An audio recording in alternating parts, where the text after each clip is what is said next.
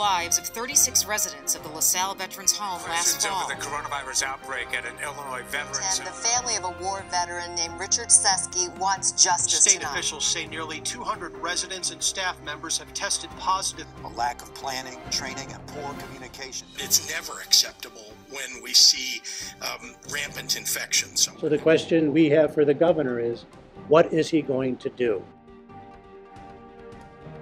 We put our family in their hands, and they failed us.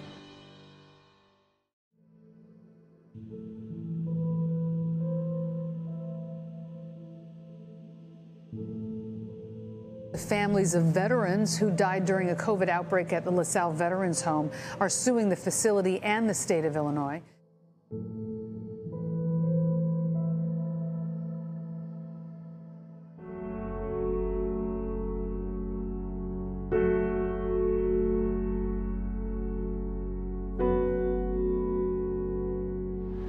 We've filed this matter to address the preventable deaths that occurred as a result of rampant negligence by the state of Illinois. Unlike most lawsuits, this is one where the plaintiff provided the families with all the ammunition they needed, the state investigating itself in the aftermath of the tragedy. The OIG issued a scathing 50-page report documenting everything that went wrong. Lawsuits rely heavily on a scathing report from the state's own inspector general, which called the veterans' home's response to the outbreak inefficient, reactive, and chaotic. This occurred in November of 2020, when everything important was known about COVID insofar as it might affect long-term care residents. It's crucial to remember that long-term care residents are different than other people. They live in a communal setting. They have compromised medical conditions. They are not in a position to guard their own safety. They are dependent on the state of Illinois, in this case, to keep them safe. The state of Illinois has investigated itself, and they have admitted their guilt. The state must be held accountable for their actions, or in this case, inaction. They failed us, and I think that's like the hardest to comprehend and to get over. Lindsay Lamb is still grieving over the death of her grandfather, Richard Seske, one of 36 veterans who died of COVID here at the state's LaSalle Veterans Home last fall. He was a loving, gentle, caring family man who didn't deserve to die the way that he did. Now Lamb and the families of the other vets are bringing suit against the facility, its senior management, and the state of Illinois, which, according to the Illinois Department of Human Services Inspector General, lacked a COVID plan to deal with the big outbreak. And we just kept trying to reassure him that this is the safest place for you.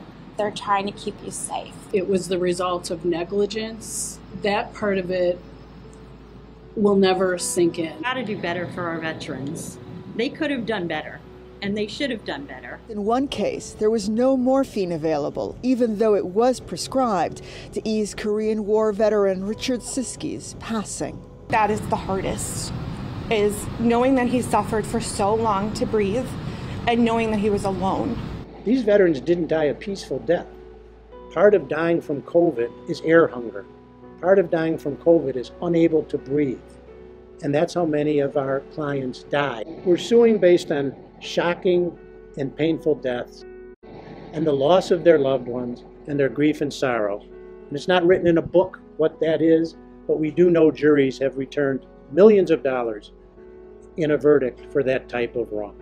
You go there and you see these proud men, their pictures hanging on the wall next to their room, and you look inside and they're just so vulnerable, laying in their beds and doing, hanging out in their rooms, and you just think like they deserve everything for what they gave us. Our hope is to bring awareness to these issues and to effectuate change. For any veteran who chooses to go in a veteran-run, state-run nursing home to feel safe, that's their goal. A goal they say they now intend to pursue through the courts. Now it is time to do right by these veterans and by their families. That is the next step towards accountability. These circumstances are something that will never fully be resolved, that those years were taken. We still, as a family, struggle every day with it. And we just want him and the others to get the justice that they deserve and that we feel that they need.